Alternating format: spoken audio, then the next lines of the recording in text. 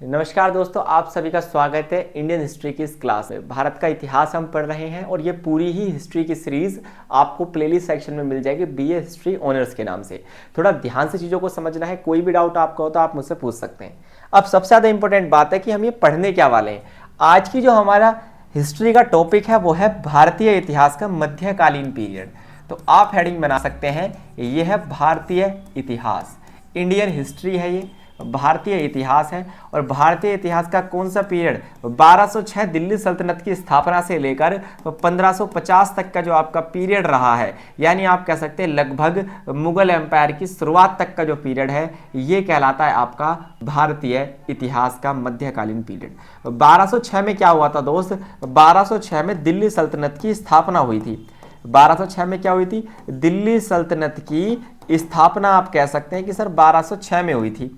ठीक है, किसने की थी, गुलाम वंश ने इसकी स्थापना की थी और कुतुबुद्दीन ऐबक यहाँ का पहला आप कह सकते हैं सुल्तान बना था। हालांकि वास्तविक संस्थापक जो माना जाता है वो इल्तुतमिश को माना जाता है। किसको माना जाता है, इल्तुतमिश को, जो कि कुतुबुद्दीन ऐबक का ही दामाद था। ठीक है, अब गुलाम वंश के अलावा भी यहाँ पर बहुत सारे वंश हुए हैं। जैसे गुलाम वंश के बाद आप देखेंगे, गुलाम वंश के बाद आपका खिलजी वंश है, खिलजी के बाद आपको तुगलक वंश दिखाई देगा, सैयद वंश दिखाई देगा और लोदी वंश। तो लगभग दिल्ली सल्तनत में 5 राजवंश रहे हैं, 5 वंशों का शासन यहां पर देखने के लिए मिलेगा। फिर दिल्ली सल्तनत समाप्त कब होती है, लगभग 1526 में, जब पानीपत की पहली लड़ाई होती है। आपने सुना होगा इसके बारे में, पानीपत का पहला युद्ध जो पानीपत के मैदान में ही हुआ था। इसमें दिल्ली सल्तनत का जो अंतिम आप कह सकते हैं सुल्तान था इब्राहिम लोदी, जो कि लोदी वंश से था। और दूसरी तरफ आप कह सकते हैं जो अफगानिस्तान के काबुल शहर से आया एक आक्रमणकारी के तौर पर आप कह सकते हैं बाबर। इन दोनों के बीच में युद्ध हुआ जिसमें इब्राहिम लोदी युद्ध के दौरान युद्ध क्षेत्र में ही मारा गया, एकमात्र दिल्ली सल्तनत का सुल्तान था। और बाबर इस युद्ध में विजयी हुआ और इस प्रकार बाबर ने 1526 में मुगल साम्राज्य की स्थापना की थी। तो बस हम मुगल साम्राज्य की स्थापना तक का इतिहास इस किताब में पढ़ने वाले हैं। मुगल साम्राज्य नहीं पढ़ने वाले इस पूरे सब्जेक्ट में, हम सिर्फ दिल्ली सल्तनत पढ़ेंगे। तो ज्यादातर क्वेश्चन आपको दिल्ली सल्तनत से रिलेटेड मिलेंगे या फिर विजयनगर साम्राज्य से रिलेटेड। अभी विजयनगर साम्राज्य का टाइम पीरियड क्या है, यह है 1336 से लेकर 1565 तक का समय। 1336 में जब विजयनगर में हरिहर और बुक्का नामक 2 भाइयों ने विजयनगर साम्राज्य की स्थापना की थी संगम वंश से। और 1565 में जब विजयनगर में तालीकोटा का युद्ध हुआ था दोस्त, कौन सा, तालीकोटा का युद्ध भी कहते हैं इसे राक्षसी तांगड़ी का युद्ध भी कहते हैं, जिसमें दिल्ली सल्तनत के होते हुए भी दिल्ली सल्तनत अलग सेपरेट है। विजयनगर कर्नाटक साम्राज्य है, कर्नाटक के अंदर है, दक्षिण भारत का साम्राज्य है। तालीकोटा के युद्ध के बाद विजयनगर साम्राज्य समाप्त हो गया। तो देखिए ये क्वेश्चन दोनों और आपके ये तीनों क्वेश्चन, ये 5 क्वेश्चन मैंने दिल्ली सल्तनत के डाले हैं और एक क्वेश्चन डाला है विजयनगर साम्राज्य का। बस यही आपके बुक का सिलेबस है। लगभग मैंने मेजरली यहां पर कवर करने की कोशिश की है। कोई भी आपका फिर भी डाउट रह जाता है कि सर कौन से क्वेश्चन मोस्ट रिपीटेड है, तो आप हमसे पेड नोट्स या गेस्ट पेपर यहां पर ले सकते हैं इस व्हाट्सएप नंबर से। ये हमारा व्हाट्सएप नंबर है, यहां पर आकर हमें क्या करिए, आप कॉन्टैक्ट कीजिए, व्हाट्सएप कीजिए। दोनों मीडियम में, हिंदी मीडियम में भी मिल जाएगा, इंग्लिश मीडियम में भी मिल जाएगा। मोस्ट रिपीटेड क्वेश्चन हम गेस्ट पेपर के अंदर डलवाते हैं। चलिए कहानी को स्टार्ट करें। हाँ, ये कुछ ज्यादा डाटा हो गया, इतना मैं देना नहीं चाहता था क्योंकि आपको फिर बहुत ज्यादा हार्ड लगने लग जाएगा सब्जेक्ट। सबसे पहले बात करेंगे सबसे इंपॉर्टेंट टॉपिक की, यह है दिल्ली सल्तनत की इक्ता प्रणाली। ध्यान से समझिए इस चीज को। इक्ता प्रणाली जो है ये दिल्ली सल्तनत की एक प्रशासनिक प्रणाली थी, लेकिन इंपॉर्टेंट बात यह है ये राजस्व संग्रहण का तरीका था, यानी कि आप कहेंगे tax revenue system. Tax system कह लीजिए या फिर रेवेन्यू सिस्टम कह लीजिए, सिर्फ और सिर्फ लोगों से टैक्स वसूलने का एक तरीका था। वास्तविक बात यह थी कि पूरे ही साम्राज्य को, दिल्ली सल्तनत के दौरान मान लीजिए साम्राज्य है तो इसे छोटे छोटे जमीन के टुकड़ों में बांटा हुआ था। हर जमीन के टुकड़े को इक्ता कहा जाता था और यहां पर एक अधिकारी नियुक्त किया जाता था जिसे इक्तदार कहते हैं। क्या कहते हैं दोस्त, इक्तदार कहते हैं। अब प्रत्येक इक्ते से क्या होता था, टैक्स वसूल के इक्तदार किस तक पहुंचाएगा, सुल्तान तक पहुंचाएगा। क्या ये बिल्कुल ऐसा सा नहीं लग रहा आपको जैसे कि यूरोप में सामंतवादी व्यवस्था या फिर विजयनगर में अमरनायक व्यवस्था, क्या बिल्कुल वैसा नहीं है, बिल्कुल वैसा ही है। तो इक्ता प्रणाली जो है यहाँ पर इक्तदार होता था, जमीन के छोटे टुकड़े सुल्तान द्वारा दिए जाते थे। इक्तदार का काम था अपनी जगह से, अपने इक्ते से, अपनी जमीन से टैक्स को कलेक्ट करना और सुल्तान तक पहुंचाना। ये आपकी इक्ता प्रणाली कहलाती है। दोस्त यहां तक बात समझ में आपके आ रही है, नहीं आ रही? आगे चलिए। अब इसे सबसे पहले इल्तुतमिश ने क्या किया था, स्टार्ट किया था और इसके बाद सभी सुल्तानों ने इस व्यवस्था को क्या किया, अपनाना स्टार्ट कर दिया। बात समझ में आई या नहीं आई? आगे चलिए। इस प्रणाली के तहत भूमि को इक्ता नामक प्रशासनिक इकाइयों में बांटा गया था। पूरी ही जमीन को यदि आप देखें तो छोटे छोटे इक्तों में बांट दिया जाता था, और इसका जो धारक होता था, जिसको इक्ता दिया जाता था, उसको मुक्ति या वली भी कह सकते हो आप, या फिर इक्तेदार भी कह सकते हो। तो ढेर सारे नाम आपको देखने के लिए मिलेंगे, मुक्ति या वली, या फिर आप कह सकते हैं इक्तेदार। ये सभी इक्ते के मालिक होते थे। इनका काम सिर्फ इतना सा था कि जो क्षेत्र इनको दिया गया है, जो क्षेत्र इनको दिया गया है, वहां से टैक्स वसूलना है, और सुल्तान के लिए क्या करना है, सैन्य सेवाएं भी देनी है। मतलब जमीन का जो टुकड़ा इनको दिया गया है, यहाँ पर ये कुछ सैनिक भी रखेंगे, सिर्फ टैक्स कलेक्ट नहीं करेंगे बल्कि सैनिकों की देखभाल भी करेंगे, ताकि युद्ध के समय उन सैनिकों को क्या किया जा सके, एक साथ लाकर एक बड़ी सेना क्रिएट की जा सके। बात समझ में आ रही है, नहीं आ रही? जल्दी बताइए दोस्त। इतना सा है, सिर्फ बहुत सिंपल है, इससे सिंपल मैं किसी भी टॉपिक को सल्तनत काल का नहीं मानता। आगे चलिए, तो ये मुक्ति या फिर वली जिसे आप कहते हैं, वाली नहीं, इसको वली कर लेना दोस्त, है ना, यहाँ पर एक मिसकंसेप्शन हो जाएगा, वरना आपको वाली नहीं है, ये वली है। तो वली या फिर मुक्ति की बात करने से गवर्नर भी आप कह सकते हैं, या फिर इक्ता धारक भी आप कह सकते हैं। इन्हें जो क्षेत्र दिया जाता था वहां पर इनके 3 काम थे। मान लीजिए ये जमीन किसी इक्ता धारक को या फिर वली को दी गई है, यहाँ का प्रशासन भी वही चलाएगा, यहाँ पर सैनिकों की देखभाल भी वही करेगा, यहाँ से टैक्स कलेक्ट भी वही करेगा। अब ये टैक्स जाएगा किसके पास? ये टैक्स कलेक्ट करने के बाद सुल्तान के खजाने में जाएगा। तो देखिए कौन कौन सी जिम्मेदारी थी उनकी, भाई टैक्स कलेक्ट करना। वे किसानों से भूमि कर लेते थे, है ना, और इसे क्या करते थे, एक निश्चित भाग को राजकोष में क्या करते रहते थे, जमा करते रहते थे, और फिर वर्ष के अंतराल में क्या करते थे, सुल्तान तक पहुंचा देते थे। आगे सैनिकों का प्रबंधन, ये अपनी जमीनों पर, जिसे आप इक्ता कहते हैं, जमीन को क्या कहते हैं, इक्ता, ये अपने इक्ते पर क्या करते थे, कुछ सैनिकों को रखते थे, ताकि युद्ध के समय पर जब भी आदेश आए उन सैनिकों को सेना के तौर पर भेजा जा सके। कानून और व्यवस्था बनाए रखना, अपने क्षेत्र में शांति बनाए रखना, अपराधियों को क्या करना, दंडित करना, वो इन्हीं का जिम्मा था, क्योंकि प्रशासन भी तो इन्हीं के हाथ में, इसलिए आप इसे आज के समय का गवर्नर मान के चल सकते हैं, या फिर सीएम मान के चल सकते हैं, दोनों ही आपके एक ही काम आज के समय कर रहे हैं। न्यायिक कार्य की बात करें, वे सरिया कानून का पालन करते थे। सरिया आप सभी को पता ही है दोस्त, इस्लामी कानून को कहते हैं, जो कुरान शरीफ पर क्या होता है आपका निर्भर करता है, ठीक है, और न्याय व्यवस्था को लागू करना भी इन्हीं का काम था। मुक्ति को समय समय पर अपने प्रशासन का लेखा जोखा देना पड़ता था। किसको देना पड़ता था लेखा जोखा? सुल्तान को देना पड़ता था। उनको ट्रांसफर भी किया जा सकता था, ठीक है, ताकि वो क्या ना हो जाए, उनके मन में ऐसा ना हो कि ये साम्राज्य से अलग हो रहे हैं। बात समझ, ट्रांसफर क्यों किया जाता है? ताकि किसी व्यक्ति का किसी जमीन से ज्यादा जुड़ाव ना हो जाए। ज्यादा जुड़ाव हो जाएगा तो फिर वो वहां पर हो सकता है कब्जा जमाने लग जाए, इसलिए इनको बार बार ट्रांसफर किया जाता था। याद रहेगी, इक्ता प्रणाली मोस्ट इंपोर्टेंट क्वेश्चन है इस एग्जाम का, बार बार आता है। विजयनगर साम्राज्य को भी होल्ड पर रखते हैं, विजयनगर भी आपको समझाऊंगा, क्योंकि अभी दिल्ली सल्तनत चल रही है तो एक साथ दिल्ली सल्तनत करेंगे। 1206 से लेकर 1526 तक का पीरियड जो है दिल्ली सल्तनत का रहता है।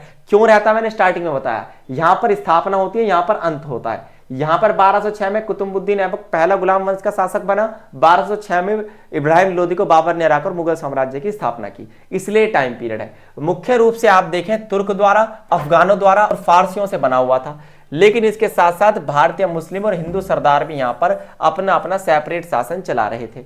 बात करें शासक वर्ग की संरचना, कौन कौन से यहां पर मुख्य अधिकारी होते थे, वही तो शासक वर्ग होगा। आप कहेंगे बिल्कुल सर, शासन को चलाने वाले जो मुख्य अधिकारी थे हम उन्हीं की बात करेंगे। देखिए सबसे ऊपर होता था सुल्तान और उसका शाही परिवार। सबसे ऊपर कौन होता था? सबसे ऊपर होता था सुल्तान। ध्यान से समझिए, सुल्तान जो है आपका सर्वोच्च शासक होता था, उसकी सत्ता पूर्णतः निरकुंज होती थी। निरकुंज का मतलब यह है वो चाहे तो जनता का भला करे, ना चाहे तो बेड़ा गर्क कर दे। सिमिलर लाइक आप देखिए, अच्छे शासकों में भी आपको अच्छे से अच्छा शासक देखने के लिए मिलेगा और बुरे से बुरा शासक भी आपको यहाँ पर देखने के लिए मिल जाएगा।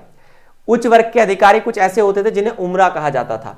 उमरा मतलब नवाब या फिर सरदार। ये उच्च अधिकारी होते थे, आप कह सकते हैं ए ग्रेड ऑफिसर्स, आप इन्हें आज के समय का कह सकते हैं, जो कि प्रशासन भी चलाते थे और सेना का संचालन भी करते थे। उससे नीचे आते हैं धर्म का अच्छा ज्ञान रखने वाले उलेमा या फिर उलमा भी आप इन्हें कह सकते हैं। ये क्या करते थे? इस्लामिक न्यायपालिका को चलाते थे, कानून व्यवस्था को बनाए रखते थे, और ये कानून व्यवस्था इस्लाम के बेस पर शरीयत कानून के आधार पर चलाई जाती थी। फिर कुछ सैन्य अधिकारी आते थे। सैन्य अधिकारी ज्यादातर तुर्क, अफगान और फारसी सेनापति होते थे। इनका काम था सल्तनत की रक्षा करना। हिंदू जागीर या फिर जमींदार और आप कह सकते हैं व्यापारी वर्ग भी इसमें शामिल था, यानी कुछ कुछ हिंदू जमींदारों को भी साम्राज्य में स्थान दिया गया था, पद दिया गया था। क्लियर? आगे चलिए, नेक्स्ट है दिल्ली सल्तनत की मुद्रा प्रणाली। इंपोर्टेंट है, ध्यान से समझना। कौन कौन से पैसे दिल्ली सल्तनत में चलाए जाते थे? प्रमुख मुद्राओं की बात करें तो सोने का टंका, देखिए दिल्ली सल्तनत में मुद्रा को टंका कहा जाता था, तो स्वर्ण टंका जो होता था इसका इस्तेमाल तब होता था जब बहुत ही महंगी वस्तु खरीदनी या बेचनी हो, भाई सीधी सी बात है। उसके बाद चांदी का जो टंका होता था, मुख्य मुद्रा होती थी, सबसे ज्यादा यही प्रचलित थी, चांदी की मुद्रा।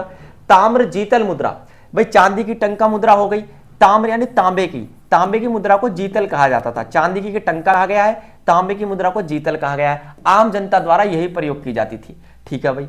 मुख्य सुल्तानों द्वारा कौन कौन से सुधार किए गए, ये महत्वपूर्ण 4 आप कह सकते हैं सुल्तान नहीं है दिल्ली सल्तनत के जिन्होंने मुद्राएं लागू की। जैसे इल्तुतमिश की बात करें तो चांदी का टंका और तांबे की जीतल मुद्रा जो है दोस्त, है ना, ये दोनों मुद्राएं किसने लागू की थी, इल्तुतमिश ने की थी। इसे ही दिल्ली सल्तनत का वास्तविक संस्थापक कहा जाता है। कई बार इसलिए कहा जाता है कि दिल्ली सल्तनत 1206 में स्थापित नहीं हुई थी बल्कि 1211 में हुई थी इल्तुतमिश के साथ।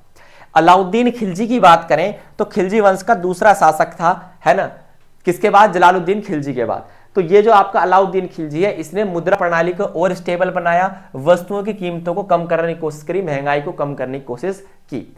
मोहम्मद बिन तुगलक तांबे की प्रतीक मुद्रा जो इसने चलाई थी, टोकन करेंसी, इंपॉर्टेंट है दोस्त, टोकन करेंसी लागू करने वाला दिल्ली सल्तनत का एकमात्र सुल्तान। लेकिन ये योजना उसकी क्या हो गई थी, विफल हो गई थी। इसलिए इसको तुगलकी मिजाज भी कहा जाता था, क्योंकि इसके ज्यादातर फैसले एकदम वाहियात होते थे, ठीक है। इसके बाद शेरशाह सूरी की बात करें, रुपया नामक चांदी का मुद्रा इसी ने चलाई थी। बाद में मुगलों और आधुनिक भारत ने इसी को अपनाया। किसने, शेरशाह सूरी ने। शेरशाह सूरी ने चलाया था रुपया, जो आज के समय आपका चल भी रहा है मुद्रा के नाम पर, ठीक है दोस्त। ये है हमारी क्या, मुद्रा प्रणाली, किसकी, दिल्ली सल्तनत की। सल्तनत काल में कौन कौन से किले और मकबरे बने, इनकी भी बात करेंगे। देखिए अब यहां पर किले और मकबरे की बात करें तो दिल्ली का तुगलकाबाद फोर्ट आपने देखा होगा, दिल्ली में है, गियासुद्दीन तुगलक ने इस फोर्ट को बनवाया था। आज के समय में इसकी हालत बहुत ही नाजुक हो चुकी है। एक इसमें छोटी सी मस्जिद बनी हुई है, बस उसकी स्थिति सही है, बाकी किला ज्यादातर टूट फूट का हो चुका है। एक संरचना खड़ी हुई है जिसको हमारा आर्कियोलॉजिकल सर्वे ऑफ इंडिया जो है ASI ने थोड़ा सुरक्षित कर रखा है। सिरी का किला जो है दोस्त, सिरी किला दिल्ली में अलाउद्दीन खिलजी द्वारा बनवाया गया था, ठीक है। इसके अलावा आदिलाबाद जो किला है ये भी दिल्ली में है आपका, ये मोहम्मद बिन तुगलक ने बनवाया था। अपनी राजधानी दौलताबाद कहां पर है, देवगिरी में पड़ता था आपका, कहां पर, भाई सीधी सी बात है महाराष्ट्र के अंदर। तो यहां से उसने क्या किया था, स्थानांतरित करने के बाद आदिल का किला बनवाया था। राय पिथौरा किला ये भी दिल्ली में है, पृथ्वीराज चौहान के किले का विस्तार करके कुतुबुद्दीन ऐबक ने इसे क्या किया था, आप कह सकते हैं रिपेयर कराया था, क्योंकि ये राय पिथौरा किला पृथ्वीराज चौहान ने बनवाया था। आगे चले, मकबरों के निर्माण की बात करते हैं। कुतुब मीनार और इल्तुतमिश का मकबरा, ये दोनों कहां पर है, आपके दिल्ली में है। इसके अलावा गियासुद्दीन तुगलक का मकबरा, ये भी आपको दिल्ली में देखने के लिए मिल जाएगा।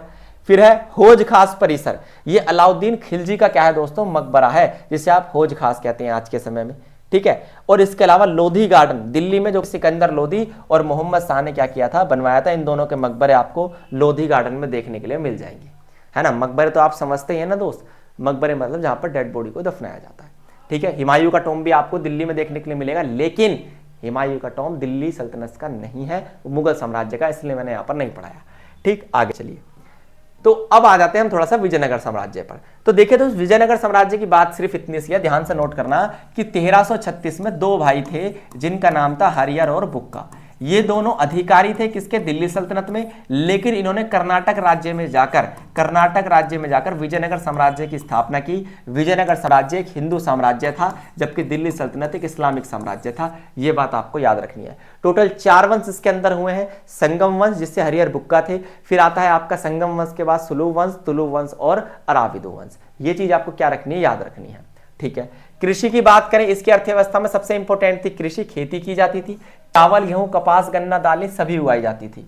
उन्नत सिंचाई प्रणाली थी, जैसे यहां पर आपको सिंचाई प्रणाली में एक तो कमलपुरम जलाशय, ठीक है दोस्त, कमलपुरम जलाशय आपको क्या रखना है, यहां पर याद रखना है। इसके अलावा तुंगभद्रा नदी और यहां पर कृष्णा नदी, ये दोनों ही नदी का दोआब क्षेत्र से सिंचाई यहां पर देखने के लिए मिलेगी। विजयनगर साम्राज्य व्यापार बहुत ज्यादा करता था, मसाले हो, कपड़े हो, घोड़े, हाथी और कीमती पत्थर, इन सभी चीजों का व्यापार विजयनगर द्वारा किया जाता था। यह साम्राज्य अरबियों से, फारसियों से, चाइनीज से और आप कह सकते हैं यूरोपीय देशों में, स्पेशली पुर्तगाल का एक यात्री जिसका नाम था डोमिंगो पेस, ये भी आपको याद रखना है। डोमिंगो पेस जो था वो कहां पर घूमने आया था, वो घूमने आया था आपका, बिल्कुल सही जवाब, विजयनगर साम्राज्य में। महत्वपूर्ण बंदरगाह नगर की बात करें तो गोवा, भटकल, मंगलोर और कालीकट, ये सभी इसके बंदरगाह नगर थे। बंदरगाह का मतलब समझते हैं पोर्ट, जहां से समुद्री व्यापार को किया जाता है। आगे चले, नेक्स्ट मुद्रा प्रणाली की बात करें तो यहाँ पर सोने की मुद्रा को वराह कहा जाता था, चांदी की मुद्राएं भी थी और तांबे की मुद्राएं भी थी। इसके अलावा सबसे प्रचलित थी सोने की मुद्रा जिसका नाम था पगोड़ा। ये इंपॉर्टेंट है, इस पे लगा लीजिए स्टार। वराह आए या फिर पगोड़ा आए, ये दोनों मुद्राएं विजयनगर साम्राज्य की मुद्राएं हैं। प्रमुख उद्योगों की बात करें, रेशम और सूती वस्त्र का उद्योग देखने के लिए मिलेगा, धातु की कारीगरी, बहुत सारे प्रसिद्ध मंदिर हैं यहाँ पर, जैसे वृद्धेश्वर मंदिर, ठीक है दोस्त, वृद्धेश्वर मंदिर। इसके अलावा विट्ठल मंदिर, ठीक है, मैं आपको बता दे रहा हूं, विट्ठल मंदिर दोस्त आपका। इसके अलावा आपका हजार राम मंदिर, ठीक है, ये सारे आपको विजयनगर में देखने के लिए मिलेंगे। विजयनगर में सुव्यवस्थित बाजार प्रणाली भी थी, व्यापार संघ यानी गिल्ड भी आपको यहां पर देखने के लिए मिलेंगे। सरकारी व्यापारियों से टैक्स वसूला जाता था। प्रमुख इमारतों में दो चीजें यहां से मिली हैं, एक है आपका महानवमी डिब्बा जो कि एक विशालकाय मंच है, ये भी आपको याद रखना, महानवमी डिब्बा, और इसके साथ साथ एक सभा मंडप की संरचना भी विजयनगर की महत्वपूर्ण इमारतों में शामिल होती है। ठीक है, इससे ज्यादा अभी आपको यदि डिटेल में पढ़ना है तो आप प्लेलिस्ट सेक्शन में जाइए, हमारे एजुचेकर एप्लीकेशन को डाउनलोड कीजिए, वहां पर आपको उसका पूरा बैच मिल जाएगा जहां हम बिल्कुल डिटेल में चीजों क्या करते हैं बताते हैं। चलिए दोस्त, तो आज के लिए केवल इतना ही। थैंक यू, धन्यवाद, नमस्कार।